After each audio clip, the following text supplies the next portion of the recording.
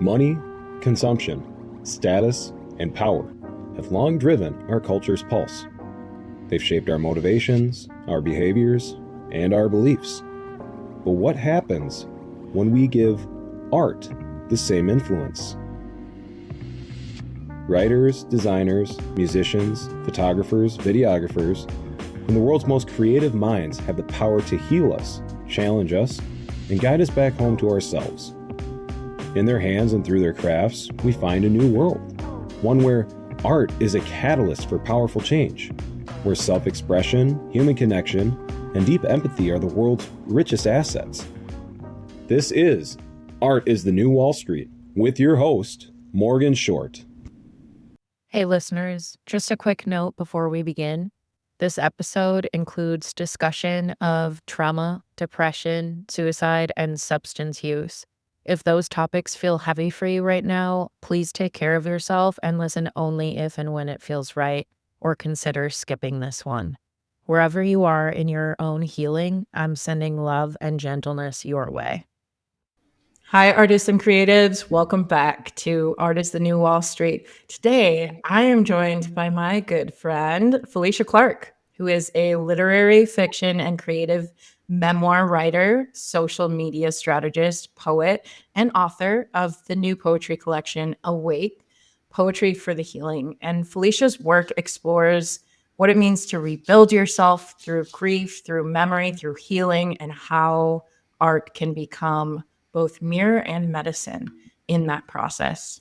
And she is currently taking this interview from her RV. She is a digital nomad living, writing, and working full-time on the road. Felicia, I could not be more excited to welcome you to the show. Oh my goodness. Dear friend, I'm so honored to be on here. I was actually thinking to myself when you asked me, knowing like all the other artists that you've had, I was like, did I make it in life already? You wonderful, lovely, talented, powerful, and short has invited me to the podcast. That is your friend. Felicia and I go way back. I mean, when did we first meet? Must have been like 2016, 2017. Yeah, it was about that time. I think I started at the agency in 2014. So you came like a year or two after that. So Yeah, we used to work together at a little agency in Oshkosh, Wisconsin. I've actually had a couple of other guests who we also worked with on the show. So excited to welcome Felicia. Absolutely. Thank you. I'm so excited to be here. First of all, for those that are listening and not watching, I'm currently holding up Felicia's book, and it is just so beautiful.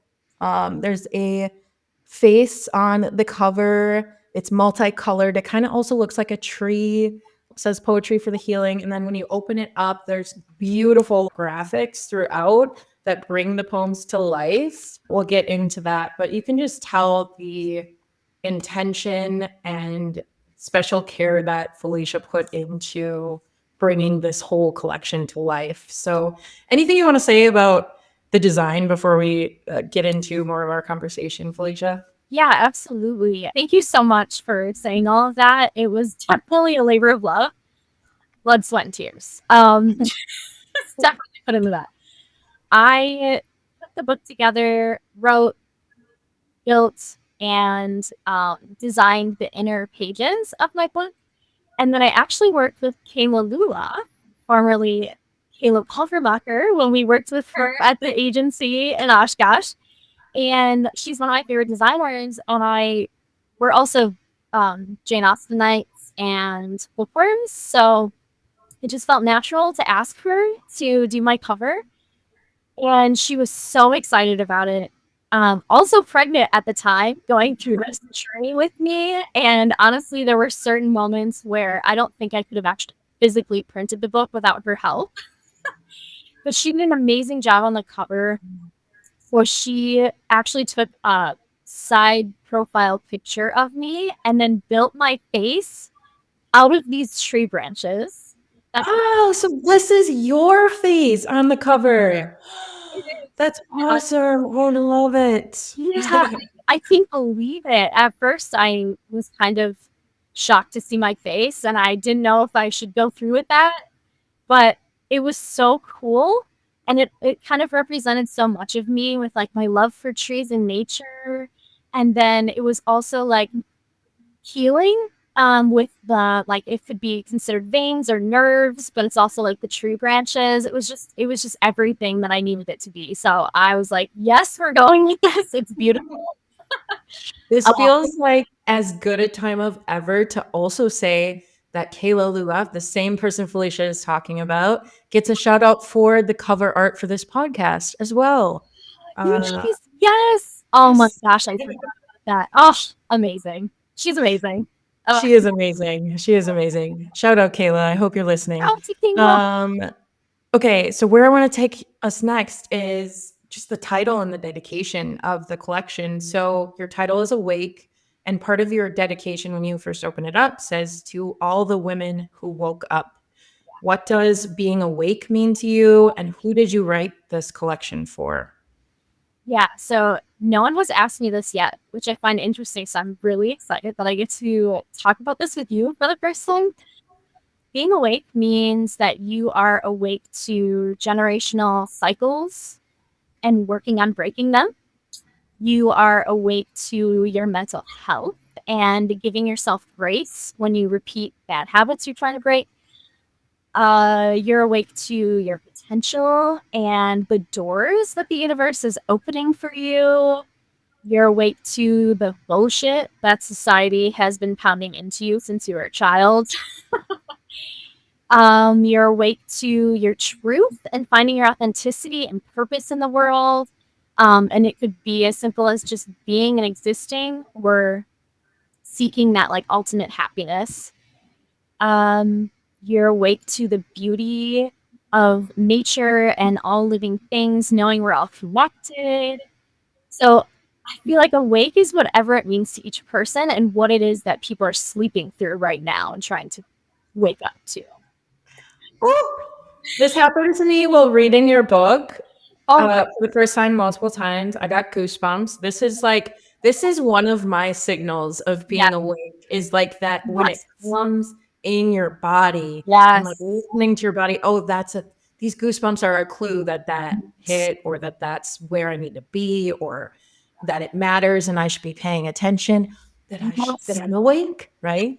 I love that you got goosebumps reading it and you understand that the meaning behind awake. That is so amazing to me. I love that. Because if you are waking up to it and feeling that means other people are, and that's the goal, right? Thank you for creating the space and the art to do that for people. You also have a movement. You've created a movement Awake around the world.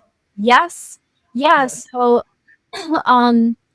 it's like the start of my like marketing campaign that I'm really hoping, takes off as this like global movement. And basically I'm asking any of my readers who purchase my book in the ebook or the printed paperback to take a selfie with the book and tag their location wherever they are. And I'm just letting people know, like, you could do it when you're on vacation or at your favorite coffee shop or in your favorite reading spot at home, wherever you feel inspired.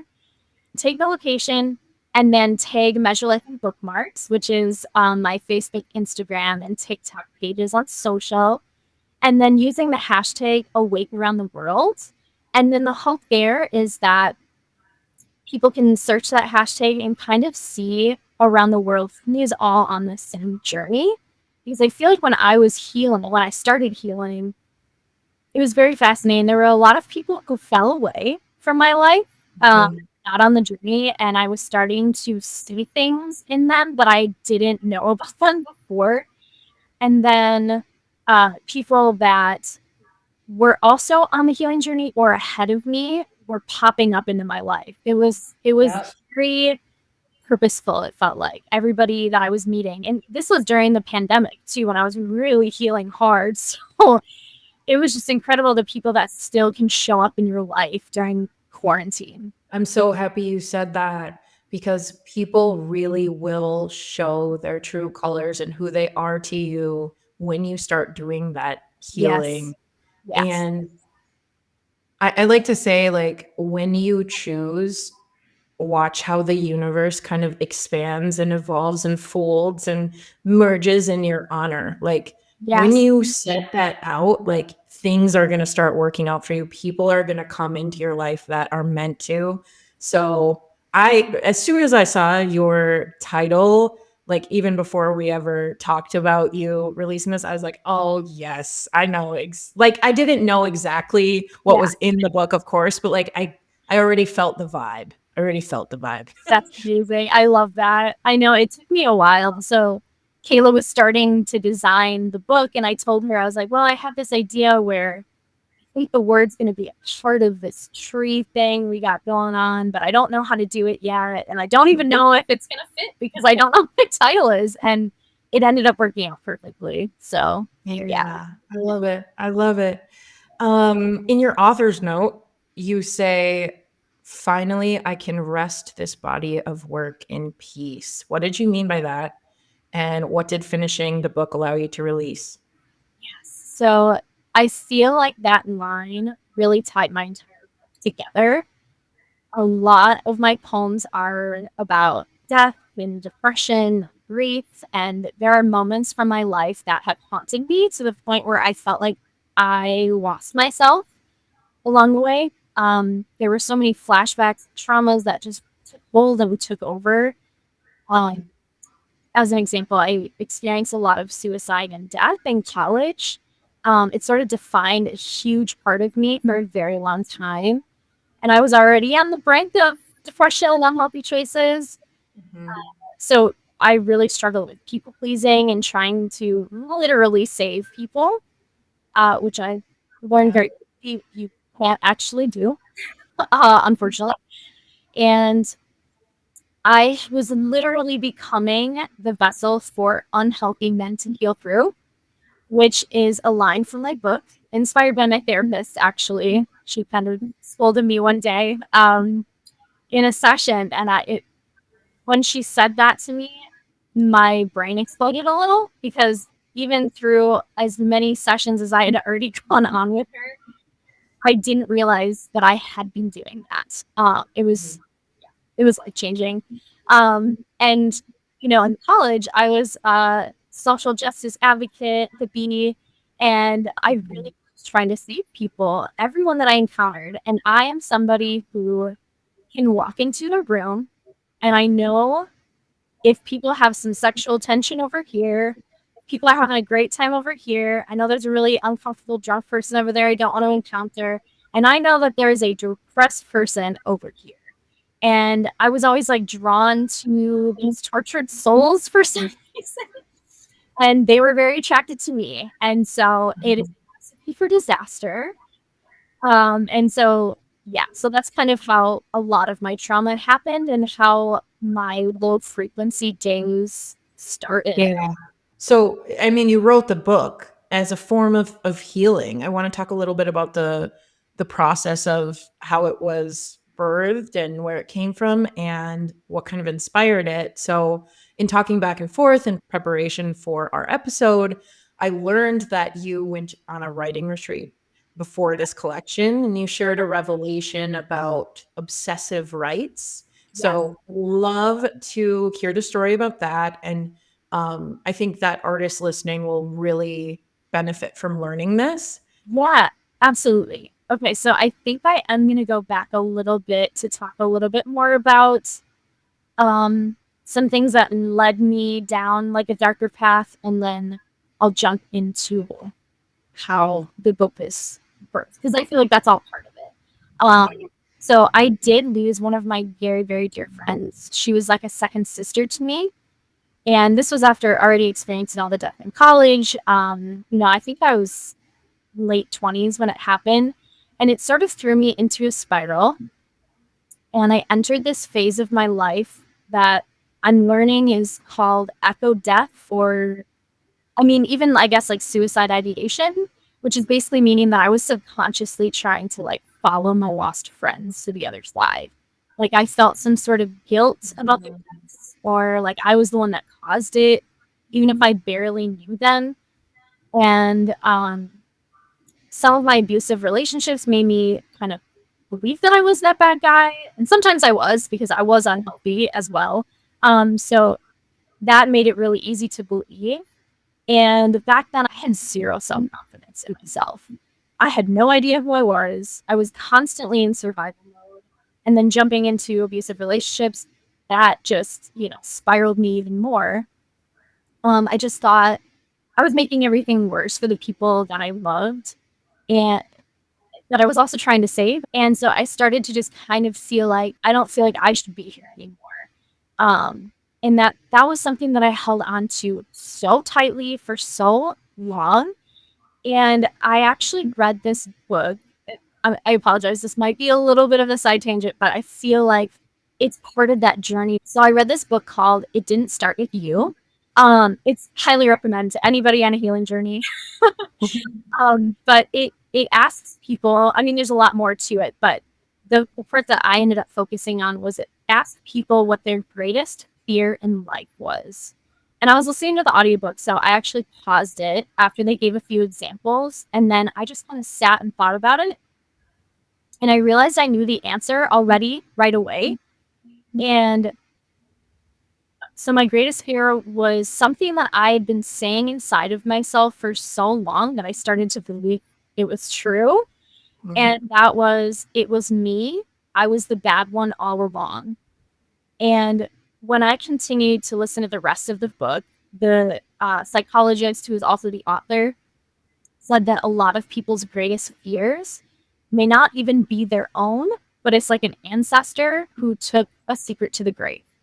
And this made me think back to something that my therapist told me when I mentioned to her, like, oh, sometimes I just get so angry because like my social activism comes out and I just don't understand how people can't see the world. Like, world, Yeah. like, let's save each other, whatever. Let's help each other. And I was like, who taught me this? Like, really? Like, why? What is in me that makes me want to do that? And my therapist said that everybody carries 14 generations of trauma inside of them. And thinking about nature versus nurture, because Mhm. where is that line then? And even with like how you're raised, you can still be carrying all this stress and depression in your genes from these previous generations. And okay, I'm going to be kind of vague about this because this is kind of somebody else's story, one of my members, but it really tied into everything for me too. So in my family history, there's a story that I learned from an elder relative of mine, and they shared that their elder relative did something awful to them. And it was really bizarre to me because the thing that they told me happened to them, I had literally dreamed up, even though I was aware that it didn't really happen to me. I dreamed that what if this happened to, like, what if Wow. this Yeah. happened to me? I don't know. It was very strange. And even though I knew it wasn't my reality, I was having the thoughts of this elder relative of mine having experienced something, and I didn't even Yeah. a long time. And then I felt like I was also carrying that elder relative's harmful secret. Like, Yeah. so there there are just like pieces of my past that I was starting to put together while I was healing. And it brought me to this moment where I was like, I literally am the family cycle breaker right now. That's Yes. I real. was just going to say that. How incredible that this collection is truly breaking generational trauma. I had another relative who uh, reached out to me, and she's actually my biggest seller of my book. She has ordered it for everybody that she knows, and I love it. It makes me so happy that she's just gotten so much out of it. But one of the things she said to me was that she also gets these bumps from the poems, and she like can't stop thinking about them. And I basically said to her, like kind of joking, but also like to kind of let her know why maybe she was experiencing this. I was like, oh, is it because you're rooting family generational cycles breaking or something like that? And so I think it was just like perfect timing for her to have gotten this book. Yeah. But yeah, that What was a gift, Felicia. What a gift. Okay, so much going on in your life. yeah. And So bring us up to the retreat, bring us up to some of the work you were doing as this started unfolding in the moment you were like, I got to write this, I got to put it out in the world. Yeah. So when I went on this writing retreat, I made this little confession of like, I have this shame around these themes that I keep writing about. Why am I doing this? Like, I was told, like, stop doing it. It's ruining your writing. Like, the actual quote was something like, stop writing this insert theme into your stories. It's not interesting. And frankly, it's ruining your writing. I never forgot that. And when I did the Artist Way course, I actually wrote that out as one of the most devastating moments as my creative self. And I mean, I just remember feeling that shame. And that's kind of what stopped me from writing as frequently. To be completely honest with you, it just like, it deflated me. I was like, this is all I want to write. And so that's what obsessive rights was described to me as, was the themes in your writing that haunt you, that follow you through all of your stories, whether it's fiction or non-fiction. Because, a lot of times people want to try to just tell us something that happened to them and fictionalize it. So they're not really like having to share exactly what happened to them. So, I was doing all forms, all formats, versions of this, at trying to like tell my story. And I guess in college is when I started writing those themes.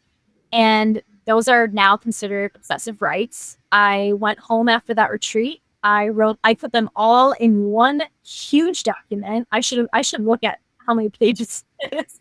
It's so long. And I didn't feel like I needed to share my whole story, so this is definitely memoir, and it's a very specific type of theme and trauma that I'm kind of following in Awake. But it was all of the parts of me that I couldn't let go of. So basically me writing this out was helping me release it from my soul. And that's also what I meant, finally being able to put this body of work in peace. Yeah, of course. So for our listeners out there, if there's something that keeps coming up in your art practice, something that you keep making art about, that you keep writing about obsessively, don't avoid it, right? Yes. Like, work through that. Keep writing. Keep making art in the name of whatever that is until you feel like Felicia has felt, right? Yes. I am so grateful that the woman from that retreat, she actually came up to me and she gave me a copy of her book, and she wrote this beautiful long note to me about obsessive rights and was like, don't give up on them. And I had also told them I was struggling with alcohol as my crutch and all of this stuff, and she has a food addiction. So it was kind of like she came into my life at this perfect moment where I was really struggling with my writing because of this obsessive rights. And she was validating me and giving me permission again to write again. It was, something that obsessive rights kind of reminds me of. Bill O'Hanlon has these 4 energies: bliss, blessed, pissed, and dissed. And so when I was writing my poetry collection, I found that like I literally only write from dissed and pissed energies. Like, it was actually hard for me to write from blessed and blissed like energies. And maybe that's part of the reason why out of all of your sections, I kind of liked hurting the best, because that's when I was like, oh, this is the story. It made me really sink into the collection and the story. No, I love that. I was actually surprised, because for me, that was where I felt like I was really just laying it all out there, and like that felt the best to me. And, luckily I was at least writing it from like a healed person's perspective now, instead of like my survival, just like getting it out and not showing everybody. But I'm actually so surprised how many people like innocence and the healing and the renewed sections. I actually thought I was going to get more messages from people saying like, oh my gosh, that hurting section. And I was like shocked. And so I appreciate you saying that you like really felt that. And I don't know if it's because, you know, it's more and they're uncomfortable bringing it up to me, but yeah. So thank you for sharing. Of course. I mean, I think people who aren't fully awake aren't going to be comfortable with some of the parts that are the darkest. So speaking of kind of the way that you set the book up, let's talk about that. You split it up into 4 sections: innocence, hurting, healing, and renew. Yes. Talk about the structure of that, and then let's jump into some reading. Sure. Yeah, sounds good. So yeah, as I was writing the book, I realized that there were so many memories popping up randomly that I would jot down. And then I started to feel like, okay, this is like from childhood. This one's from college. This one's from, you know, after therapy and all of the things coming back. And so it just naturally fell into those 4 sections. So it is innocence, about my childhood. And then hurting, of course, is about the pain and the death, grief, depression, trauma. The healing is when I started going to therapy and started learning some lessons and new people were coming into my life. And then renewed is that more healed version of myself that is consistently going through that journey. So I tried to also brand every section, classic marketer move.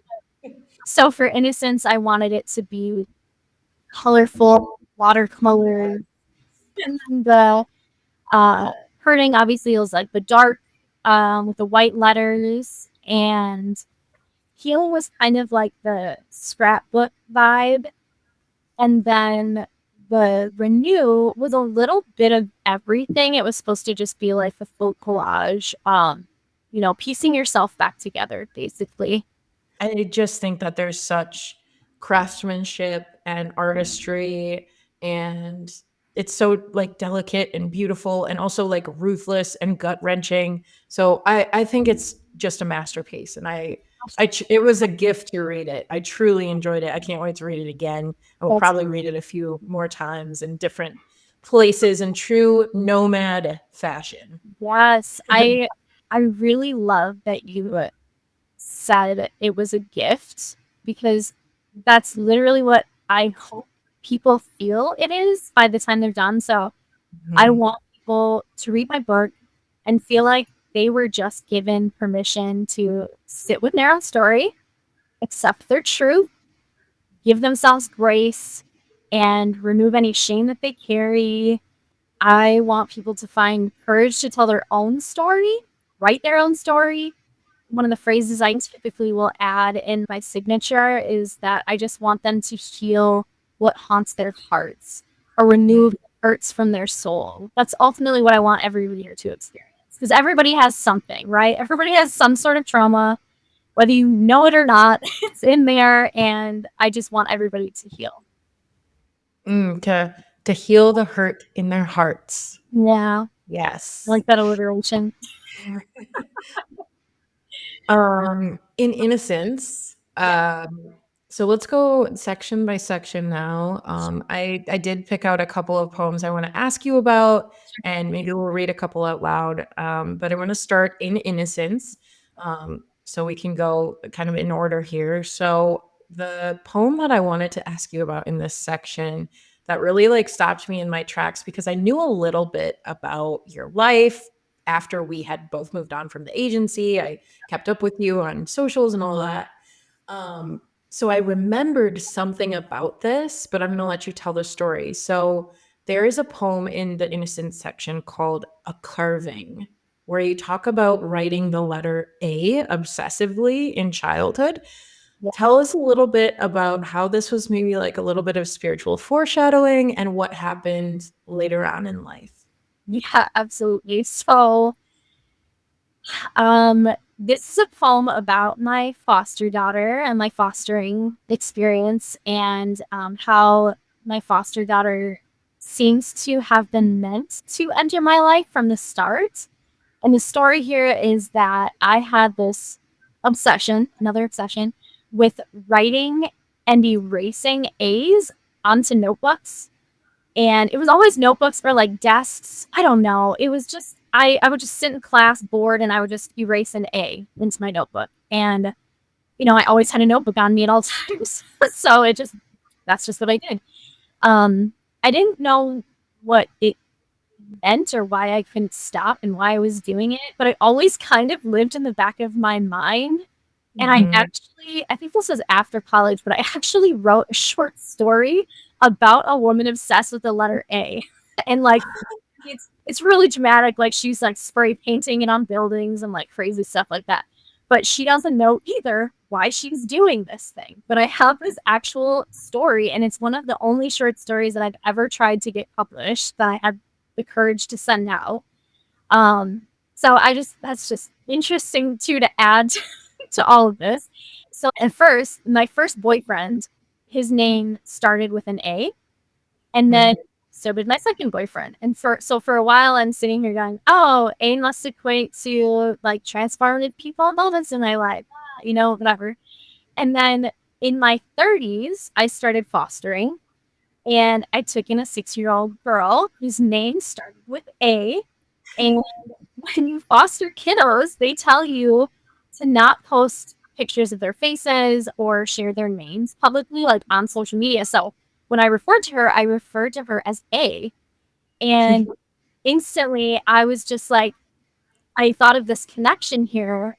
Like I always did when the letter popped up. And this just felt more right. And it reminded me of In the Artist Way, where they talk about like synchronicity, So I knew what you were referring to kind of when I first read that poem, and I like immediate goosebumps, and now hearing you talk about it again, the goosebumps. And isn't that so beautiful? Like you are awake to that magic. Like you are listening and you are looking for those synchronicities. And oh, what like again, a gift that you were able to give that to A.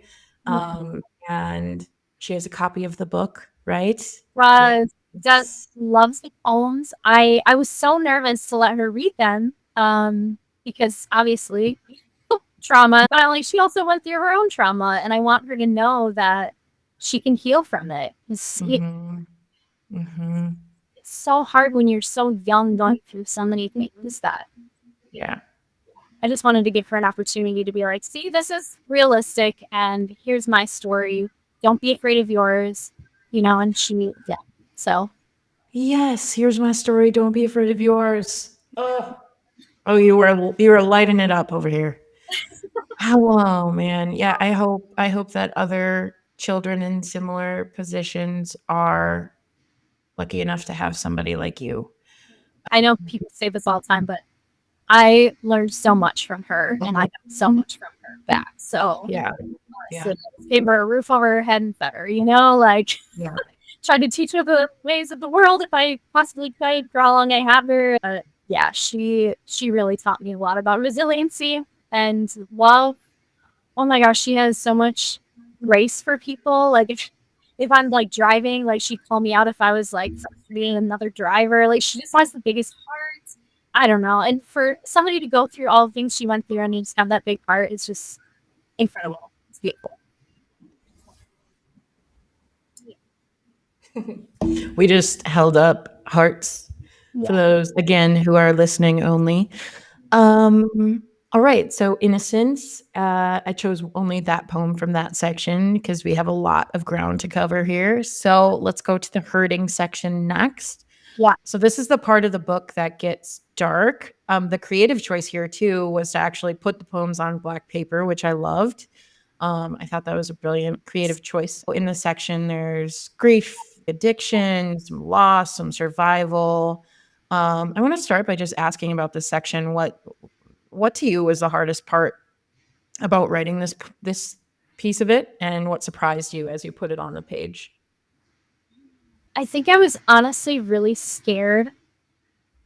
I was nervous to put my experiences out there and be blasted on social myself, even though I tried my best to keep it truthful, but not call anybody out, right? And so that, I think, for any person who is writing memoir, that is the scariest part of everything. I thank you for putting the vulnerable and scary part out.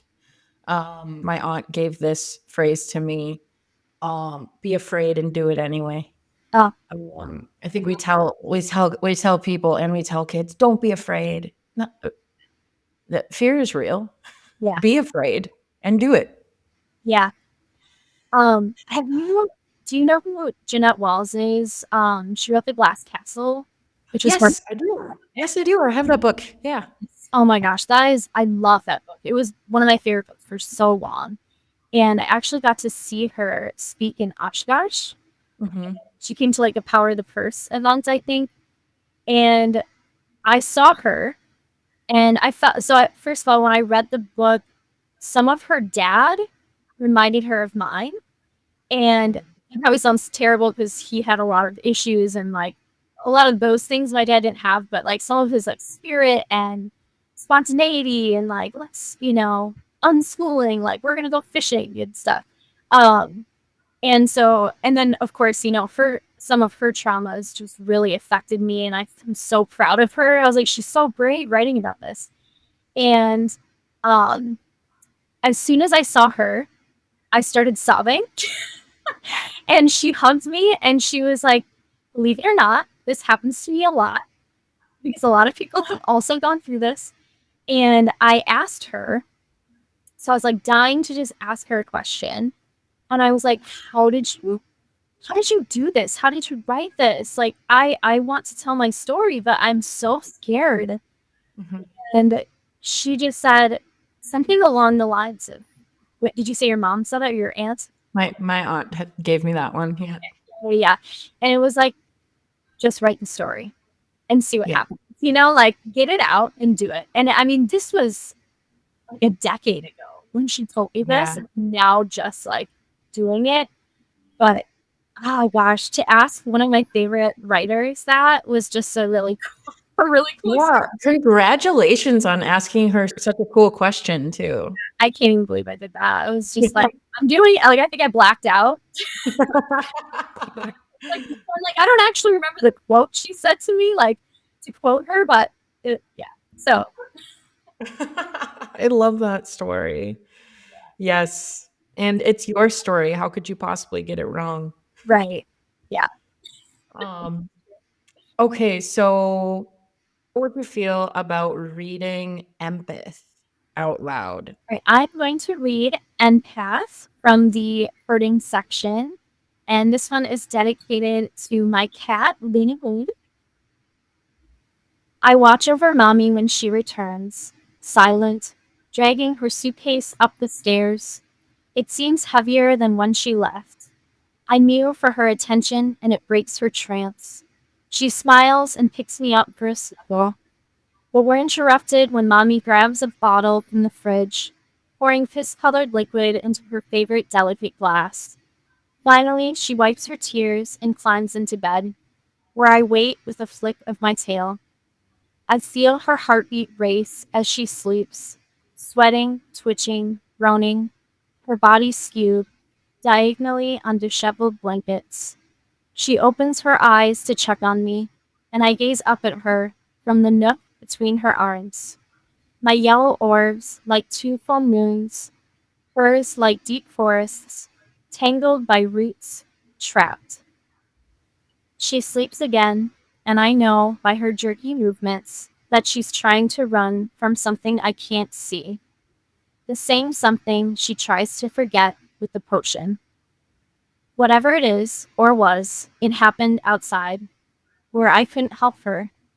Sometimes I wonder what would happen to her if I disappeared. I call out to her when she's gone so she knows to come back. No matter how sad she gets, she never forgets to return. No matter how sick my belly, I take her pain. It's my job to recycle it into love. I love her. I tell her with every meal.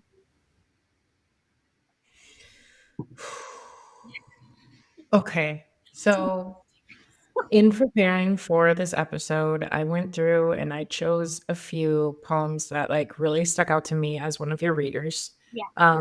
And this one for me, let me interpret or like kind of bounce off what I kind of got from this. And then I'd love to hear if you have anything to add. But firstly, the creative choice to write this poem from your pet's perspective, I think was both like very creative and also like you took a risk. And I say that because I think sometimes when we work animal analogies or like animals into our poetry, it can get kind of cheeky, but I Yeah. felt like it was like so well done and such a universal experience. Like when you start talking about your cat watching you pour the liquid into the cup, and I know you've talked openly about using alcohol as a crutch. Like I really related to that because I also have a pet. His name's Chip. He's a dog. And I struggle. I've talked openly about my struggles with food addiction, and an eating disorder. So like, I just really thought about like how he watches me and still loves me. But like, I don't know, it just really felt universal. And I thought it was just a good choice. Awesome. Thank you so much for that. That's amazing. When I originally wrote it, it was my perspective watching Luna and trying to figure out what she was probably thinking about me. Just like some of the things she did was so human sometimes. But so it just felt right to give her that human perspective then, you know. Yeah, I loved it. I loved it. Congratulations. Thank you. Thank you so much. I am so glad that you loved that one. I think it's one of my favorites too. Yeah. It was just such a unique piece for the rest of them, you know, that were mostly from my perspective. So yeah, I appreciate that so much. And, you know, honestly, my cat, Luna, is probably what saved my life the most. When I was in my deepest, darkest moments, I got up for her every day. She also has a lot of health issues like me. And so, you know, I was the only one who could give her medicine and water and pick up her very specific, expensive food for the vet. And she was always there to greet me and comfort me at my work. Every time I came home, she was so happy I was there. And, you know, she learned to wait patiently until the late hours for me to climb into bed and cuddle with her. Yeah. And it's like, what would Luna say if she could talk? You know? Yeah. This conversation's bringing me life. I'm so glad. I feel like between Artist Way and Elizabeth Gilbert's Big Magic, I just felt like, and you know, I had so much confidence after I read both of those books that I was like, I don't even know who this person is. Who am I? Like, I'm on a podcast right now and I'm just speaking freely. Who is this person? Hell yeah. I'm gonna give that a big hell yeah. You're starting to talk about the artist way, so Yeah. we're gonna come back to reading some of your poems, but let's just do a quick sidebar on the artist way. For those of you who have been listeners of the pod, you already know about the artist way. I've talked about it on 6 or 7 episodes. So like about 50% of my episodes get Julia Cameron airtime. I live by this book. For those who are brand new to the podcast, who aren't familiar with The Artist's Way, it's a book by Julia Cameron. It's a spiritual path to higher creativity. It's 12 weeks. It's kind of like more of a book that you do than a book that you read. She has 2 tools.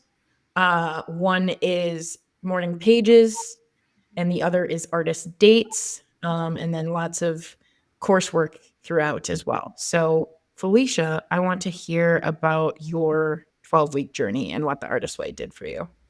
Yeah. I felt like there was a whole layer being peeled back of my healing journey when I started this book.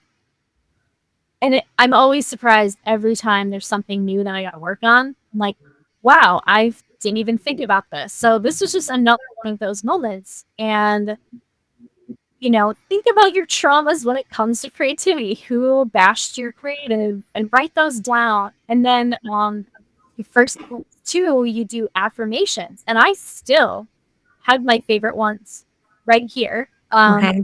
I'll read them. I am willing to create. I am willing to be of service to my creativity. I, Felicia Clark, am a brilliant and prolific writer worthy of being a published author. And I mean, there's a lot more that I had to write every day, but those were my three favorites. And I looked at this every single day. And Yeah, you did. I did.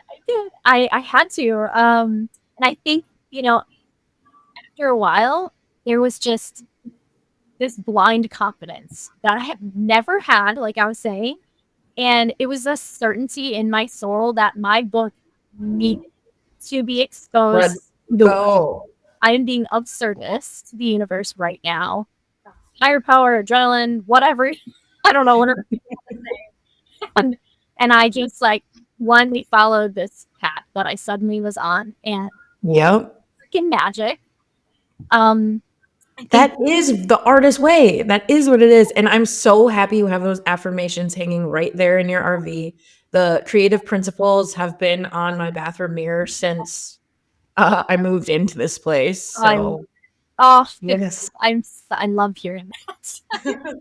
I just tell everybody I know who's like, "Oh, you publish a book? I want to publish a book." I'm like, the artist way. Just do it. Yep. Promise. Yeah. Big magic too if you can, but definitely the artist way. And something that I really always struggled with was finishing projects. So I 50 novels started, and so the artist way also a routine and habit builder. So Yes, it is. it taught me about the importance of forming more positive habits and that routine. So actually, when we moved, or not moved, but we came back to Wisconsin after our first year being on the road, I was still writing every single day for the 12 weeks, and then extended it well beyond the 90 days that she says to do after. And so I was doing that. I was walking around the same block every single day when we were back home, and just being inspired as I was writing and editing my poems. And so 6 months before I published my book, I actually quit drinking alcohol too. And so in October is my half birthday, so it was perfect 6 months to go of sobriety to get this book published and see how I feel. I wanted to be sober for this experience, Yeah. And then the other thing I think was just synchronicities. So I had to journal everything that I was seeing and noticing, and it was mind blowing. I didn't expect it. I would even look at the questions, and then sit with it for the week before answering, and I would get to my journal and be like, I don't think I really experienced anything, and then all of a sudden I'd be like, wait, yes you did. Don't you remember this person coming up and Yes. your mind about something you were just thinking about, or whatever it was? I don't even know, but I wish I had those journals with me. I left the old one at home that I finished because space, but there was every single day I was writing something. It's well, that's another synchronicity. Thanks, Julia. Yep. Thanks, universe. Yes. Thank you, Julia. Thank you. Thank you. Have you read Living the Artist Way? I did. Actually, was that the one about listening? Or is that a different one? No. This one has a blue cover. This one, so the main new tool she introduces in that one is writing for guidance.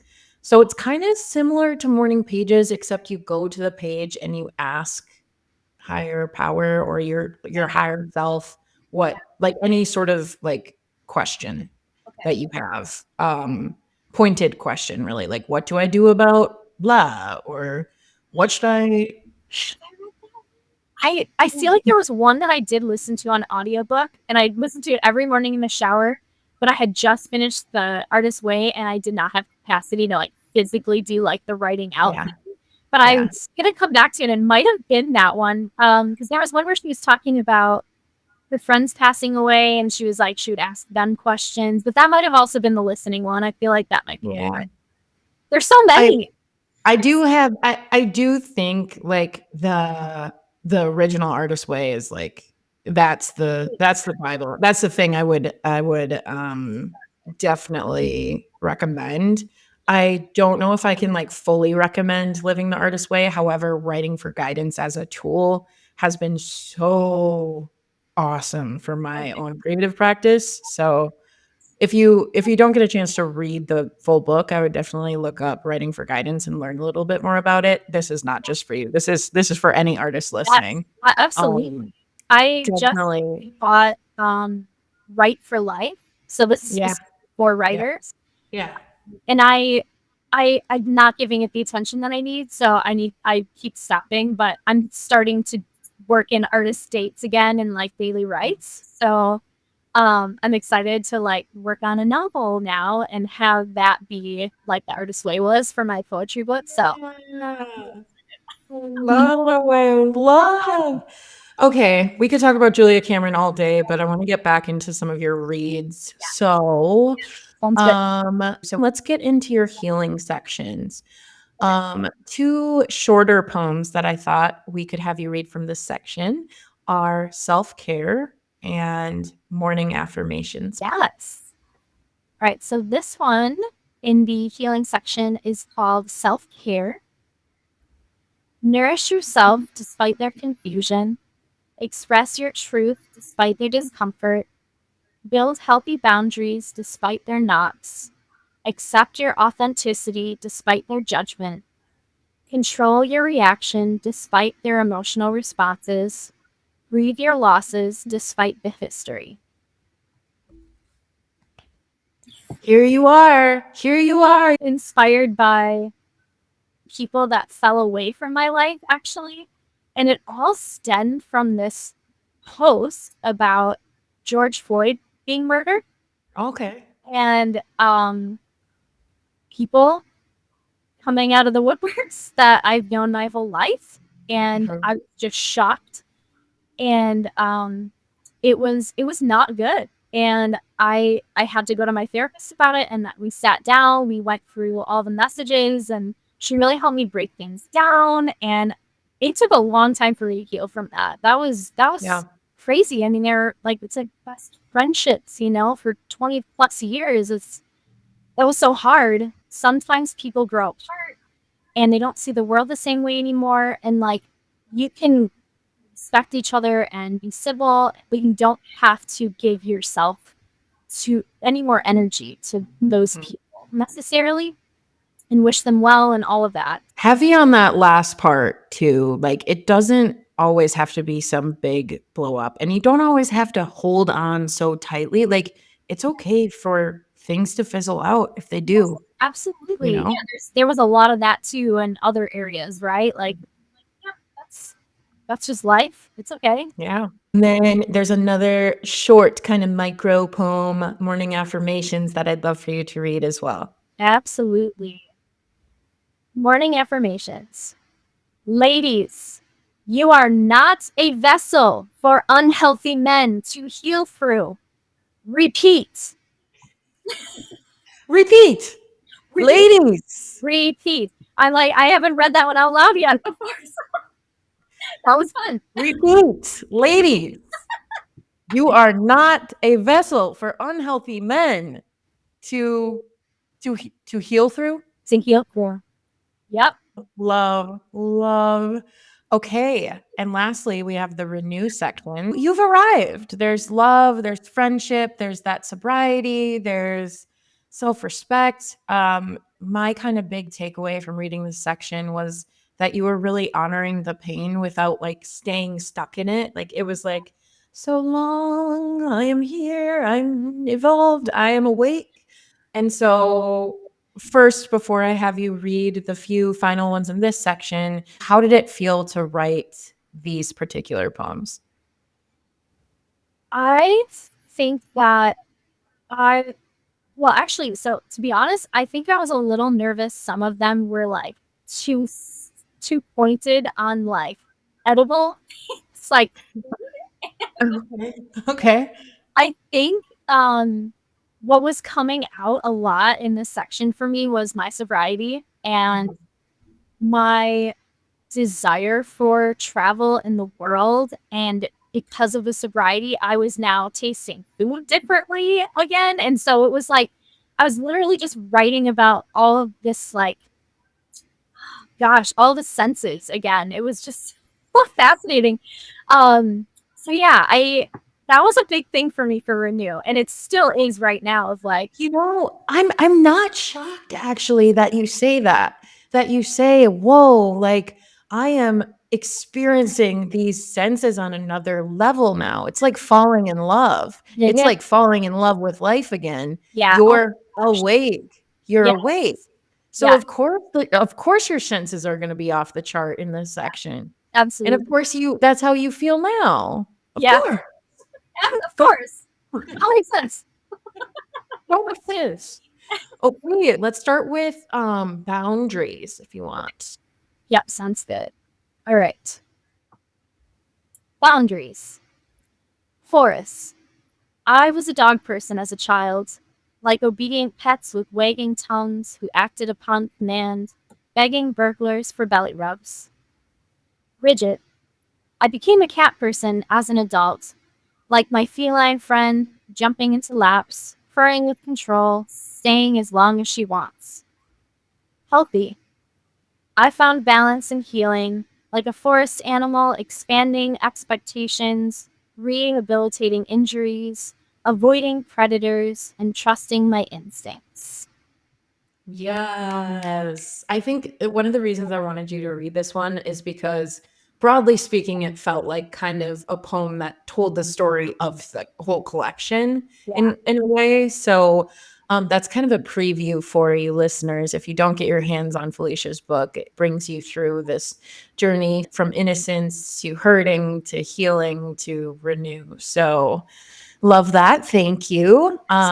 Let's do mirrors next, please. Okay. All right. So this one is called Mirrors, and I dedicated it to my support squad. And these were the people who were in my life on Marco Polo mostly, because this was heavy in 2020, 2021, during the pandemic. So I wrote this one for them after all of their support. So mirrors. Healing friends will reflect, not project. Ask them, but prepare for the truth. When they tell you to leave him, leave him.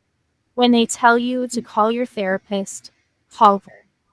When they say you're overindulging, flush it, smash it, trash it. There's nothing you can do to thank your mirrors enough. You will never forget how they owed you nothing but stayed, reflecting light into your dark cavern with group hugs and sober adventures. To your therapist, who was always working on you, even when you didn't know it, thank them for their tools by using them daily. Even if you buy another bottle, or forget your lessons, or ignore more red flags, remember how she'd say, give yourself grace. I literally say Thank give yourself you. grace so much now. Like, I can't say it enough to other people, and I didn't even know what it meant at first, and until I got there. So I'm so grateful to everybody who reminds me of that when I even spiral still to this day about things. Sounds like you have some great people in your corner and your circle. So Beautiful. Beautiful. I have two more that I'd like you to read. The first of those two is manifesting. Manifesting. Synchronicity is all around. Like running into an old love at a random gas station between your houses, or a young girl in need of the care you deserved, and she heals you instead. Or you swipe right on a safe partner who helps you treat your greatest wounds. If you believe, it will find you. The cosmos connection heightens, a loose end tightens, with the falling of the threads of fate. I mean, that just wrapped up our conversation so beautifully. Like what? And I love the concept of manifestation. I use it a lot in my life. It's how I get what I want, honestly. Honestly, I mean, that's why I'm nomading right now. You know? Right. Yeah. Right. And speaking of nomading, that is the last poem that I want you to read for us. So let's wrap up the reading portion of this with your Nomads poem. Great. Nomads. From mossy forest to swirling sea, dusty desert to soggy swamp, steep mountain to tall grass plains, skyscraper city to cornfield farm, from satellite internet to outer space, empty water jug to filling station, propane to dumping tanks, overnight hosts to campgrounds, gas guzzling to engine braking, caravan cruises to solo trips. From rubber to open road, hiking to hydrating, breaking down to repairing. As we drive across the country, we watch highway shoulders give way to jagged cliffs. Our hearts call out for water, elevation, and trees, for sheltering cacti, restorative sun, and clean air. All the elements needed for freedom and healing, which is the only full-time job we were meant to do. I want to kick my corporate keyboard with these heavy hiking boots and crack all my screens on rocks until capitalism's blood runs dry. I want to live off this sacred land on a lake of clarity and sit beneath the safety of the sequoias or sleep to the white noise of the ocean. I want to see every immeasurable star from the four corners of my house on wheels. This is what can happen when people get together and collide in their artistry, because this, when I read it, I am not a digital nomad. I've thought about it a little bit. It's very attractive. It's very intriguing to me.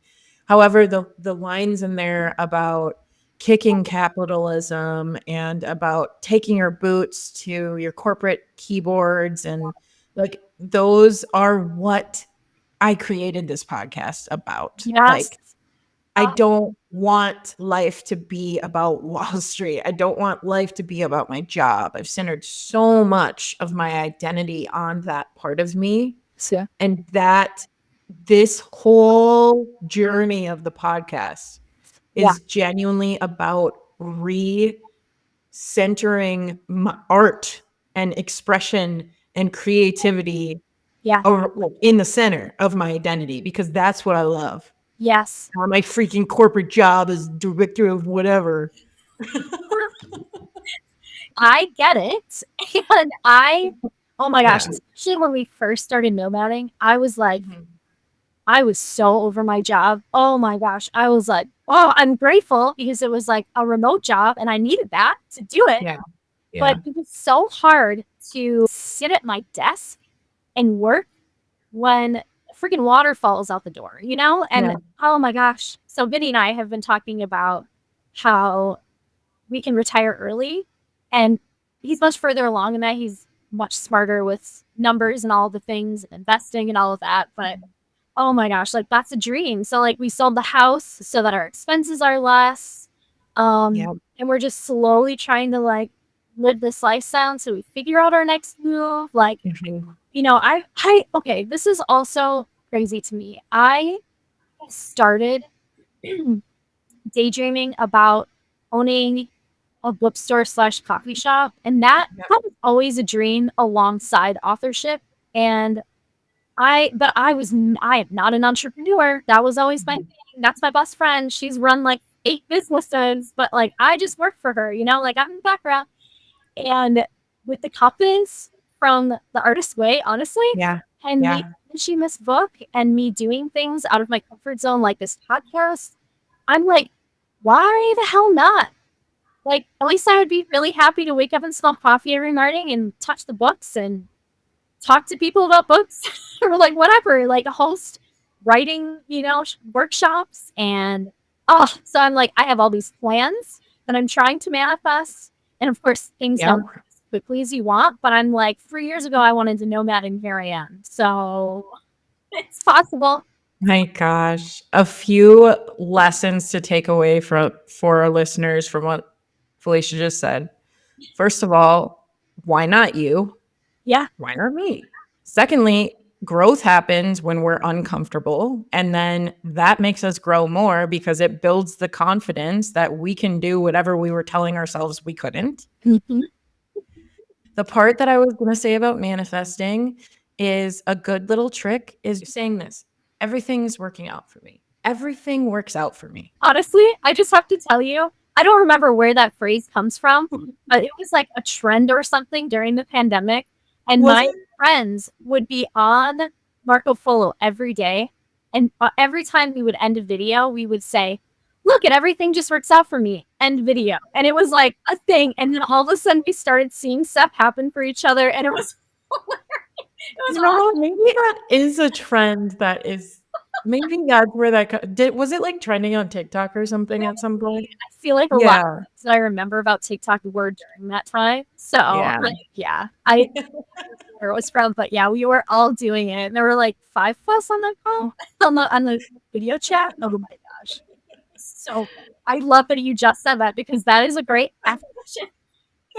Look at how great the life is. Everything always works out for me. I could genuinely talk to you about your book and about your healing and Well, just catch up with you in life for another entire hour. yeah. So, couple final questions for you. A lot of our listeners, they feel creatively blocked or emotionally heavy. Yeah. Any advice for them? Yes. Get out your journal or a paper towel or a cereal box, whatever you have to write on, and a writing utensil, and start scribbling either an image or words to release what's building up inside of you. Write down your manifestations and affirmations. Do it. Read them out loud to yourself at least 3 times a day for at least a week. And if it keeps you feeling good, just keep doing it.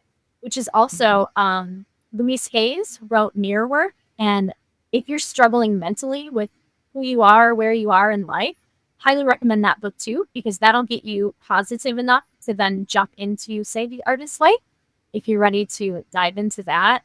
And I just feel like when you step back from all that, just know this feeling and emotion and struggle is temporary. You are not alone. You matter. You are worthy. You deserve happiness. Do the work within yourself to heal. Give yourself grace. When you fall back into old patterns, give yourself grace because it's going to happen. Healing is not linear. Manifest your dreams. Make them happen. Walk through those doors that open for you. Stop hesitating. Life is short. Eat the damn cookie. Get back to work. And stay awake. Stay awake. Yeah, stay awake. Wow, you really nailed the landing. I mean, wow. Where can people find you and your work? So you can find me at FeliciaClarkAuthor.com. That's where you can purchase. It's actually the only place that you can purchase my premium edition, as I'm calling it, which is the full color edition, because I had to find my own printer in order to print the beautiful pages that they turned out to be. So this is also where I will personalize every message and sign the book and sneak in some goodies. And then for my standard like black and white edition with minimal graphics, that's a paperback. You can find that at barnesandnoble.com. My ebook editions in both the color and the black and white are on Amazon/Kindle. And also connect with me on Measure Life and Bookmarks on Instagram, Facebook, TikTok. Because honestly, my Instagram bio has a ton of other links in there of like other poems I've published, organizations I'm a part of, and yeah, all the links to actually purchase my book as well. So,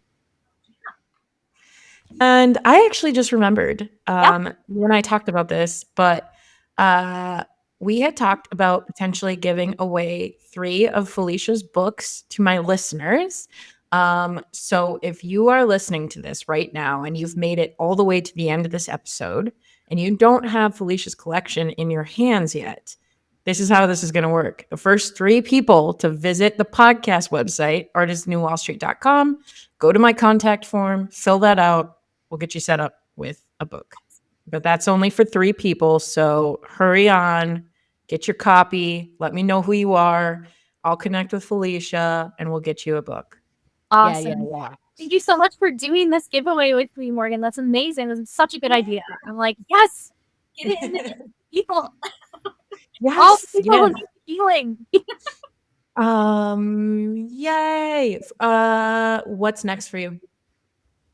Oh, well, I have 5 novels in progress right now. One is a nomad romance series. Ooh. One I'm considering going back to, which is something I finished during NaNoWriMo Month a couple of years ago, which is a foster care story.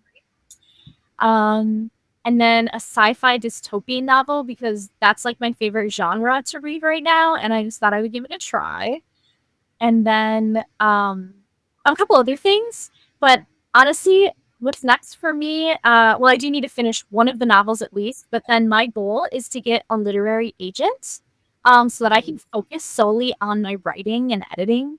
And I am looking. So if there's a literary agent out there interested in working with me, hit me up. I don't know if I'm allowed to do that on here, but I would love. You are. Yes, you are. I make the rules. Through my podcast. And you asked you before I said it. Just sure. Well, Felicia, thank you for being here and for letting us witness your journey and your art. And to everyone listening, your pain has a place and has a purpose, and healing, just like art, does not have to be perfect to be powerful. Keep creating, and remember, your art is a gift to you and the world. Thank you for tuning in to this week's episode of Art is the New Wall Street. If you liked what you heard today, give our show a follow or subscribe wherever you listen to your podcasts. You can find us on social media or at artistthenewwallstreet.com. Keep creating, and we'll see you next time.